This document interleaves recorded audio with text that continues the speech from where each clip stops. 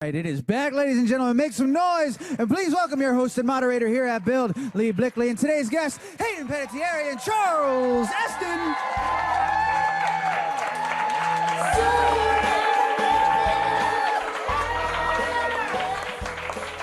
Welcome, you're here. Welcome to Build. We're so happy to have you here. Thank you. Hello, all everybody. your fans. Wow, that was a deep, heavy clip we just saw there. We were back. I was getting choked up at Right? the curtain back there. Did anyone Some else fine get the acting chills by my while friend. watching that? And how many of you are so excited that Nashville is back? I know we have some huge fans. Look at this. All thanks to you guys.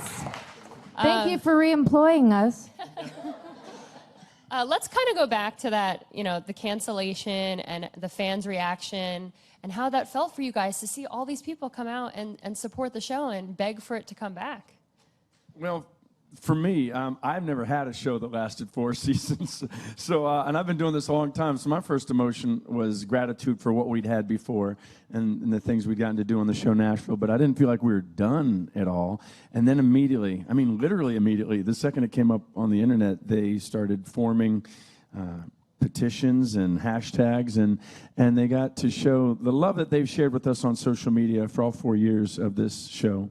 And that they get to share live at concerts whenever we're out and playing. They shared right there in a very organized and dedicated way, and they are literally, CMT will tell you, they're literally why we're back. So this season's for you, that's for sure. I mean, we never get to see that kind of stuff, and that's what's so powerful about what y'all did is that we get to stand in front of a camera and memorize our lines and do our jobs, and we hope and pray that you guys like it, but we never actually get to feel that energy until you guys brought us back from the dead. Yeah, I mean, we felt it. This was Thank you. cliffhanger was in the show and about the show, and we thought we were done, but it didn't feel like we were finished, and so to get this other chance, we knew what we had was special, but those days back when we all first saw each other on the set, and it was like, here we are, let's go make some more of this. And plus, we're on a new network and with new showrunners, so that means that it's not like some just tacked on added season. It's something real special about it. You can see already in these scenes, there's something real filmic that we started out with on Nashville. I think we're getting back to, and I love it. Well, you don't take it for granted. I think after 4 years, it's 10 months out of the year that we film, and when it just reignited us and brought us back together, and we just put that much more effort and energy and love into into our performances. Because it's pretty amazing. I'm a huge Nashville fan, and after that final episode, I was like, how can they end on this? They can't do this to us. There's so much left open. And Hayden, backstage, you were saying the last show you were on also did something like that. This would have been the second show. I mean, the last show I did, Heroes, the last thing you saw was me throwing myself off of a Ferris wheel. And the fans were upset with me. They were like, well, how could you do that? I sort of held that against you, too. I was like, of course you did. Yeah, well, yeah, I mean, so you'd been there, but This is so seldom that we get to do this. I know. It's what's so special about it is we loved it already, but to lose it and to get it back, and that's also the city. We are all in Nashville now. I didn't put my house up for sale. Did you put your house up for sale? No, we're all way. Nashvillians now, so I didn't hear anybody that did. So when we finally got to stay, and the other thing is that other people we love that we don't get to talk about enough is the crew.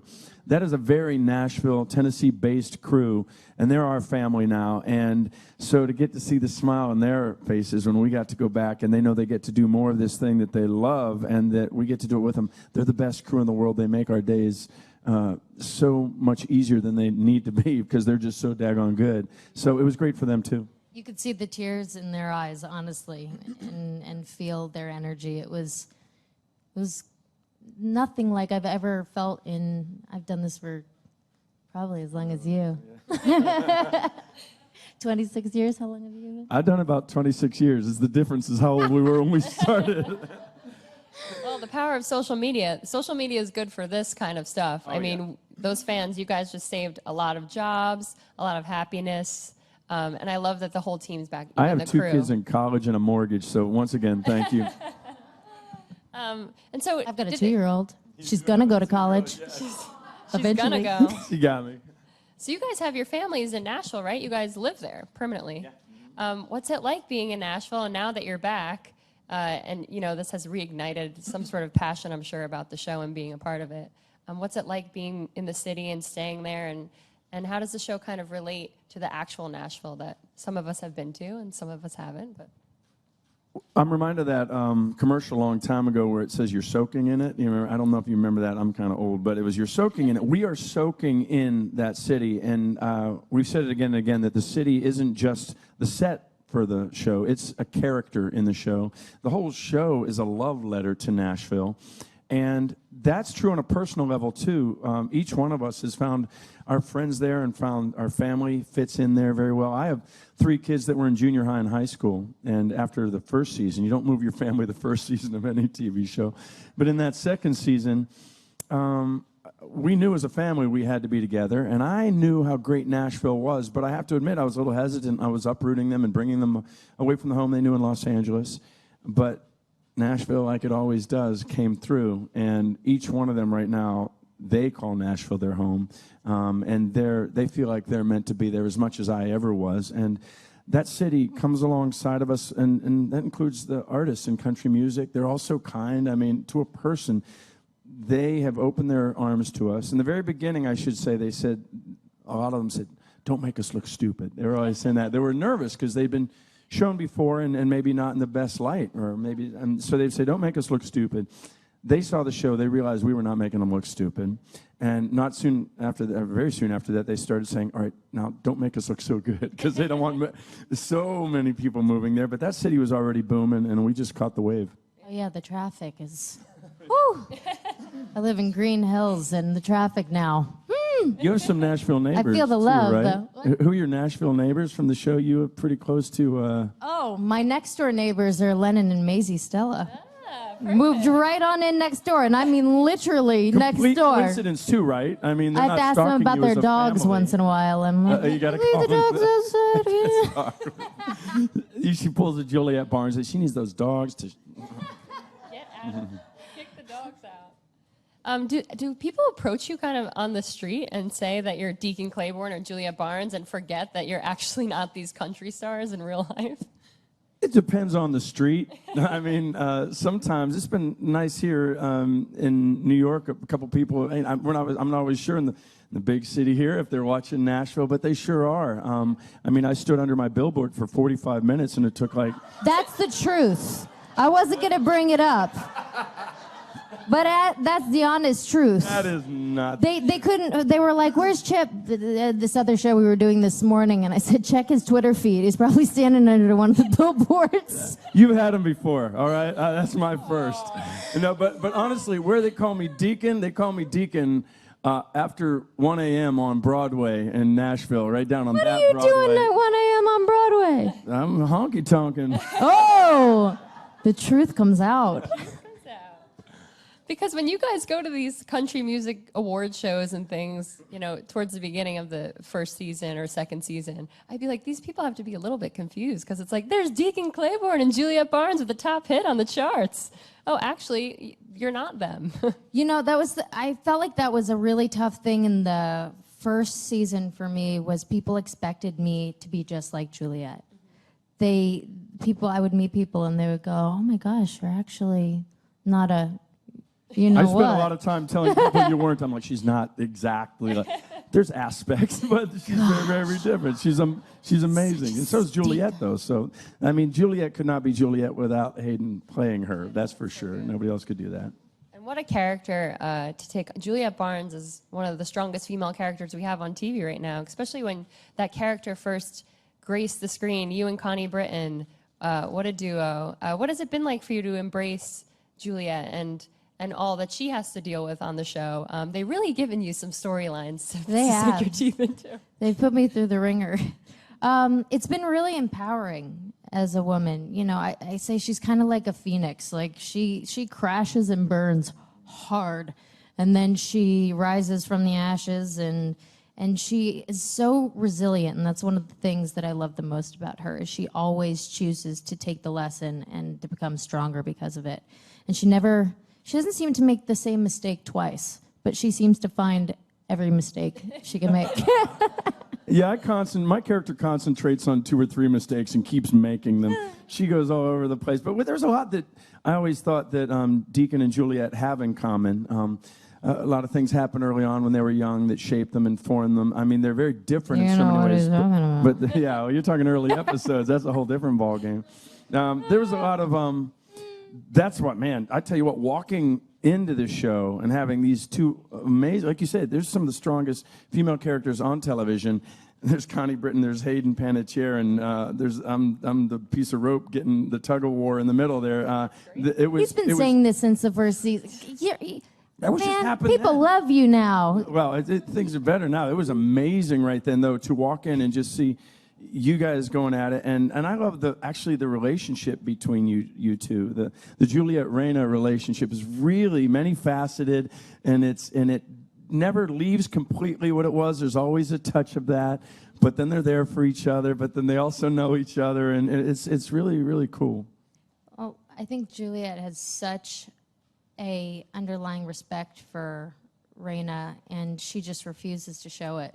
She really does. And she just wants so much to seek her approval. She seeks her approval, and you just don't see that. She shows it in such a horrible, malicious way sometimes. She just doesn't know how to show that love because she was never shown how to love in that way. But she's got a heart down there, and that's what I love about playing her, is that she has such extremes.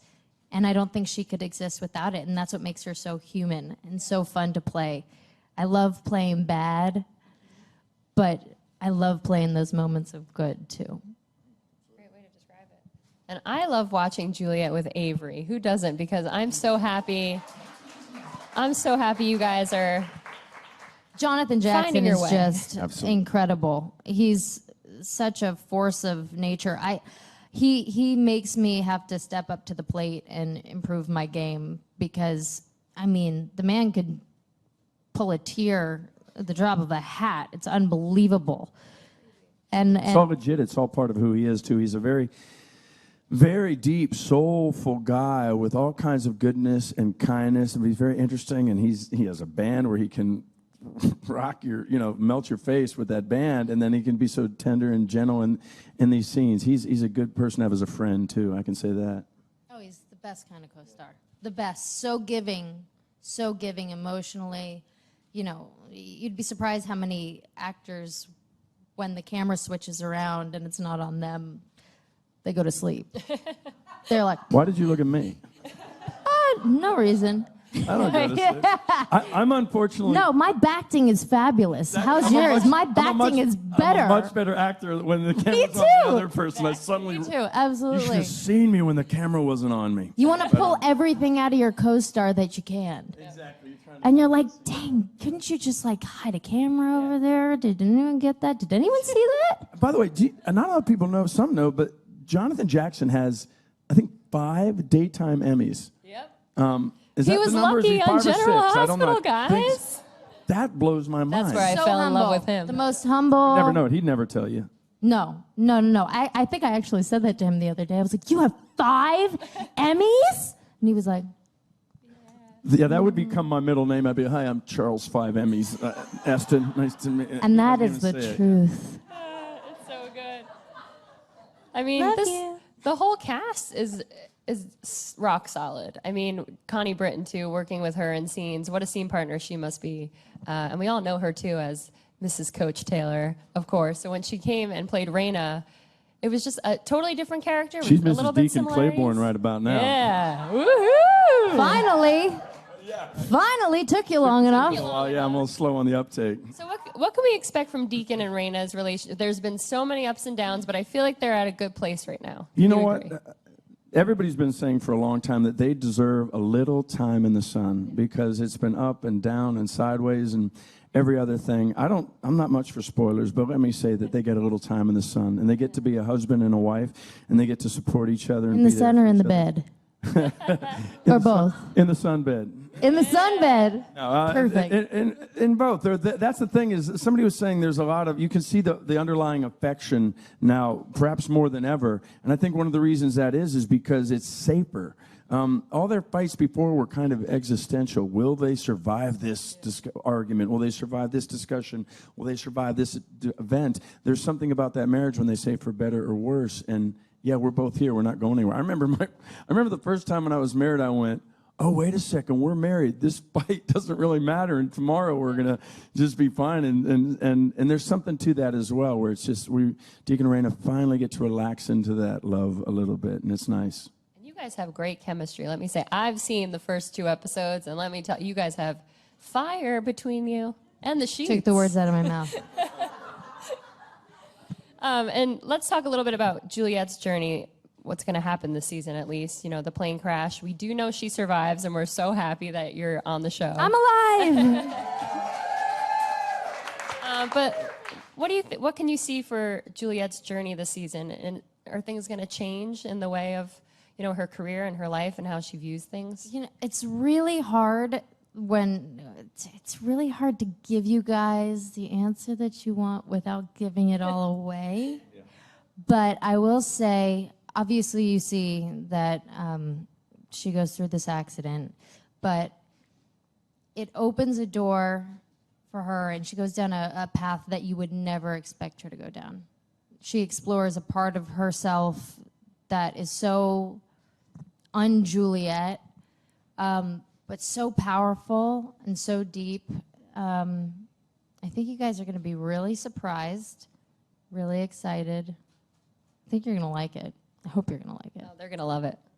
Hope you're going to love it. I hope you're going to like it and love it. Like it and love it. And what can we expect from some of the other, you know, not everybody's back from the full cast, but most of you are. And of course, we have Scarlett and Gunnar. What's going to happen with them? Can you give us any tidbits? We're like, BS, BS, BS, me. BS, BS, BS, me. BS. She'll fast forward right through my scenes. Yeah. No, I'm kidding. I think if they were both here, they would say that they're continuing. It's hard to say because I don't want to give away the story, but I know that hard. They're. It's funny, they've had problems in a different way than Deacon and Raina ever did. There's a whole lot of trust issues back and forth with them, and they're both in a very glamorous business. This business we're in of country music, especially when they're exploding like the stars they are, that offers a lot of opportunities to be pulled apart. You're flying through space like Interstellar, literally like in that movie. It's hard to stay together. And I think Claire's journey, I've seen. Movies. What's that? Have you seen the movie? Is incredible. I know. That's why I dropped its name. Yeah, it's a really good movie, right? If you haven't seen it, go see it. Sorry, I had to. That's 2 Nobody thumbs paid up. me to say that. I swear. They Claire would say that having played her uncle, I've been sort of there for some of these things, and she gives me advice that doesn't work, and I give her advice that doesn't work. Right, it eventually works, but she's just trying to stand up for herself. Her journey in the business started off with her basically hiding under a piano on stage because it all just came crashing down.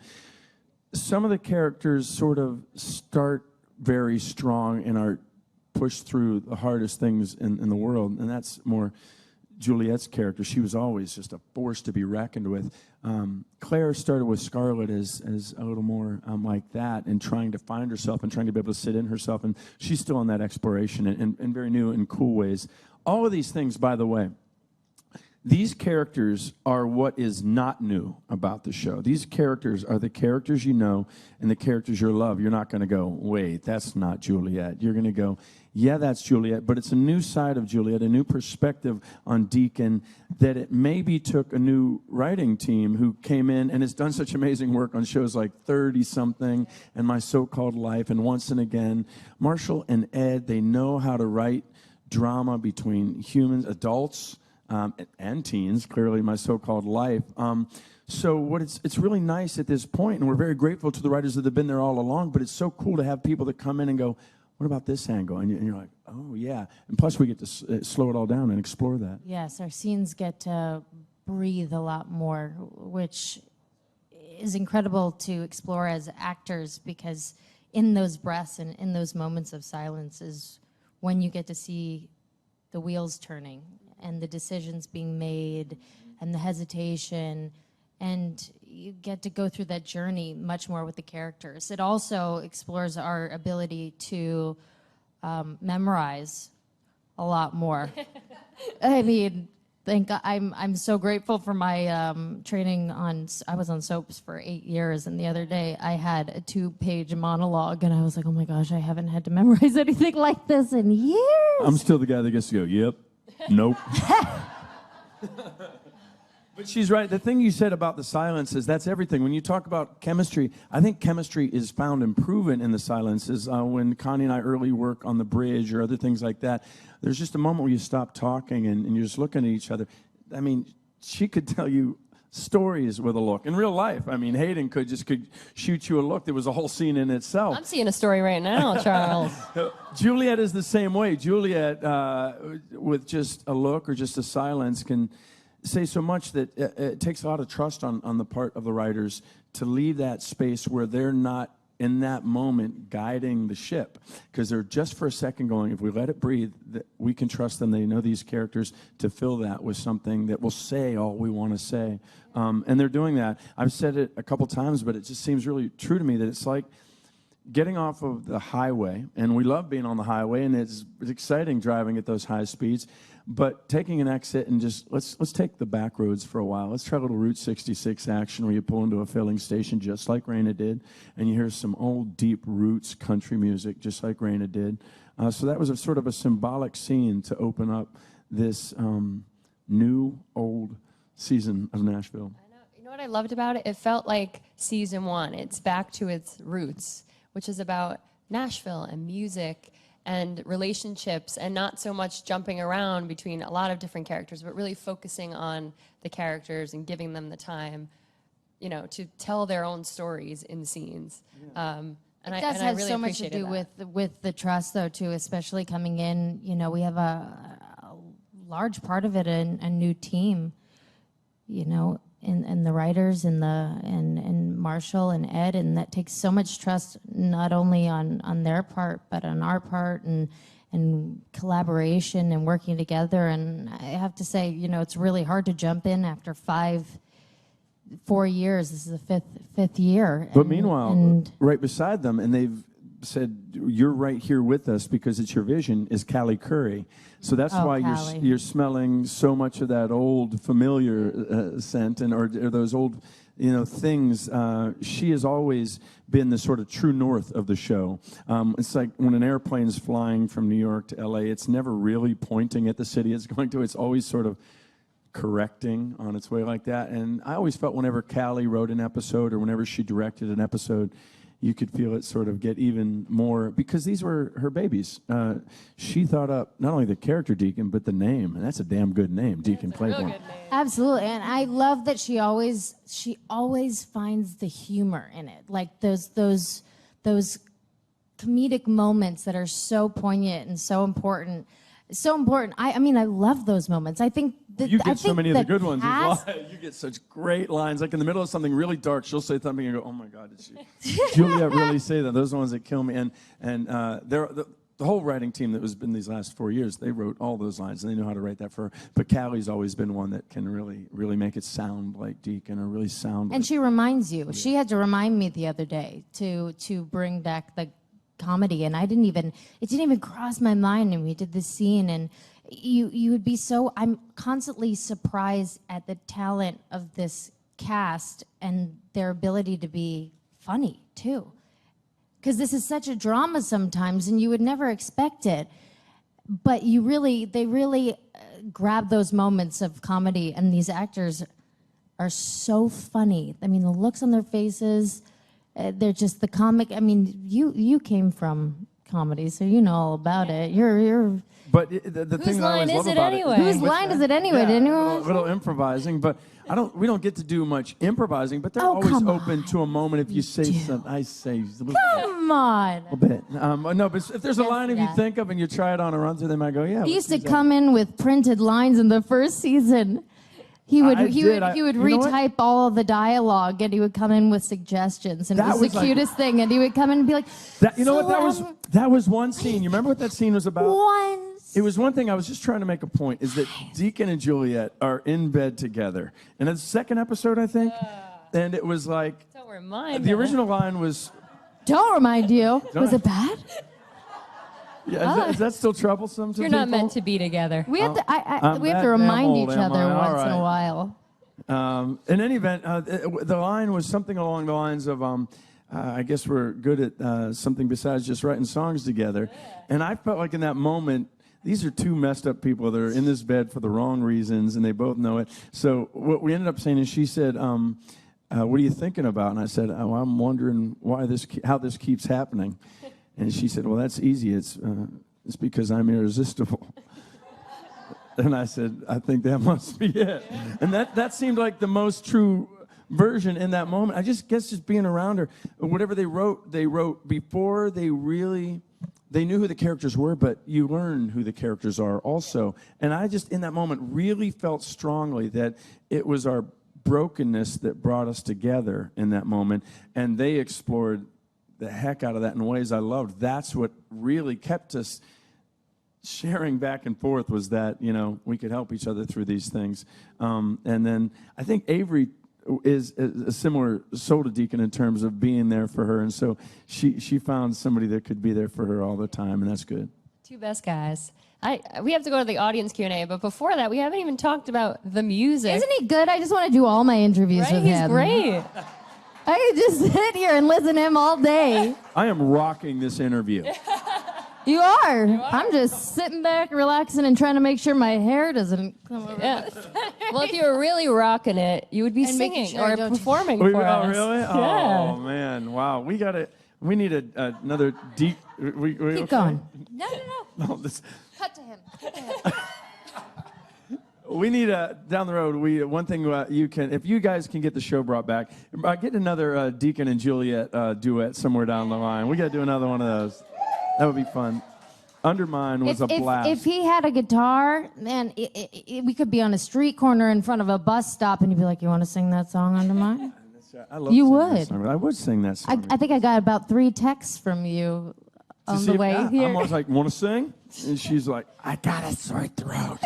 I have terrible stage fright. You can't put me on. Okay, well, we'll get it done. It'll happen. I've done it at You know what I the just- Ryman and the Opry. Oh, no, you've done it all. I pulled She's it done it off all. a couple She's stood up. times. That's And by the amazing. way, Get terrified. the thing that you don't understand when you're on the outside of all of this is that she's amazing. I remember we were doing one of the on the record concerts. Was it the one at the Ryman or the no? Yeah. It was, the one at the Ryman Yeah. was the first one, and look, Buddy Miller and everybody. yeah, that's part of strength, is to see somebody who's up there not super comfortable in that moment. It's the Ryman Auditorium, for God's sakes. This is the mother church of country music, and she has enough respect and intelligence to know that. And I see how nervous she is, and all I'm trying to do is say, "You so got this." And she He did have coached it. me.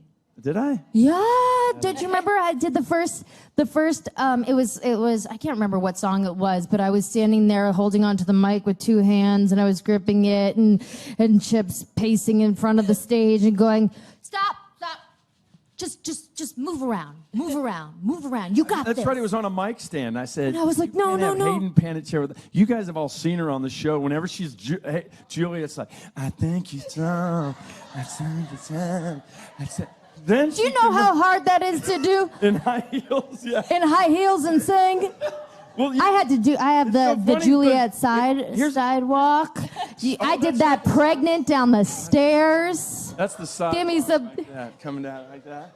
And by the way, that's the weirdest thing in the world. To think in about sequence while mic'd. I got 2 mic packs on. that. Does it all. I got to go 10-1. I'm wearing this. I'm wearing the same boots, and I can't do half of that. But apparently, I can.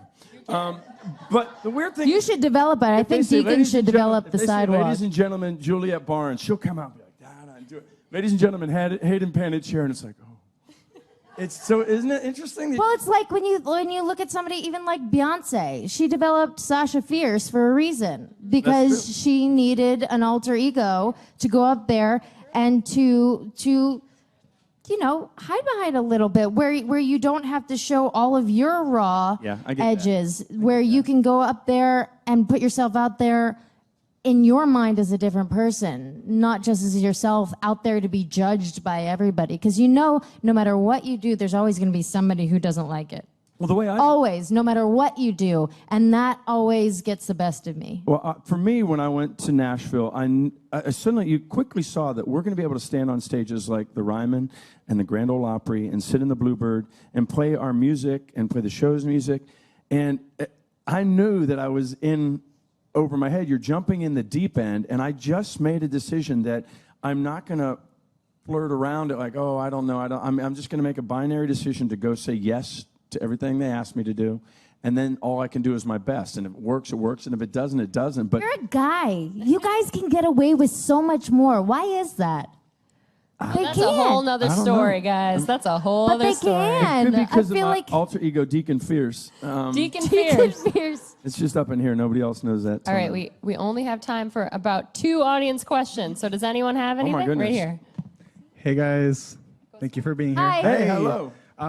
Congrats on coming back to life. It's very exciting. Thank you. You don't hear that Anytime. question a lot, but thank you. Yeah, Excellent right. question. Deacon Fierce, back to life. Back to life. Over the course of the series, have there been any guest stars that you've gotten to work with that have stood out to you and you've enjoyed? I got to work with Steven Tyler. That was cool. I got to record one of my favorite songs in the world with him, Crazy. And he actually told me later that he played it for Willie Nelson, who wrote that song. And I was like, Willie Nelson's heard my voice! Oh my God, I almost passed out right there. That was it. I can die a happy woman. That wins. Having said that, I've been able to. One of my favorites is actually Mark Colley, who's been a country artist in his own right, and he and I are friends. He did even The Man on the Moon Is Crying, and I was a fan. I actually met him years ago at a Tanya Tucker concert. He was opening for her. All these years later, we kept bumping into each other, and we ended up writing together. And as we're writing together, I get this tweet that they're looking for this character of Frankie. And it's a guy that is playing Deacon's sponsor in AA, and he's been through the whole addiction thing, and he's been through the whole artist thing, and he's just a couple years older than Deacon with just a few more lines and a few more miles on him. And I'm sitting there with this guy, and I'm like, hold on a second. I get up, I go, the guy's sitting right across from me. I'm writing a song with him. He's Mark Colley. He's acted before. So anyway, he got in, and he went in the next day, and he got that damn role, and he played Frankie. And getting to work with Mark and to do those scenes was a real joy. And he's a real buddy by now. We've written like 5, 6 different songs together, including, this is called a segue, including the song I'm releasing today, which is called Buckle Up. What's it called? Buckle up! Buckle up, Mr. Mark Colley, and I love that guy. What about Elton John? I walked in. I could not believe that Sam got to record and play with him. I was like, Christina Aguilera. I got to work with, which that was one of the cool characters that she got to come on and not just play herself. She played a character, and I got to tell her off. And then she came and helped me out on a lip sync battle. And Will Chase got to sing with Sarah Evans, a duet. And, love her. And Vince Gill has been there from the very beginning. Vince Gill is like the honorary mayor of Nashville. You won't find a bigger heart. You will not find a better voice or a better guitar player. I saw him for the first time at the first time I ever heard him was Bluebird Cafe. Oh man, Unbelievable. Can't even imagine that. Yeah, he's. If you guys ever come to Nashville, you must go to Bluebird Cafe. Yes. It is And you should unbelievable probably- going there and you should listening probably to the get your writers behind reservations the song. before you even plan your Yeah, trip. well, 'Cause yeah. but Or you'll get in. Keep. bust a move, throw Anyway. an elbow. I can't even imagine seeing Vince there. He's like Go in the back door. everything. Yeah. Well, these two, they're like Nashville tourism. They're here for Nashville tourism, as well as they're a voice coach and casting directors. And you guys, we are so happy that Nashville is back for real. If you guys, are too. If you guys Thank are happy, you, you better guys. watch the show tonight. It Thank premieres you so much. at 9 p.m. on CMT. So make sure to watch it. Thank you guys for being here.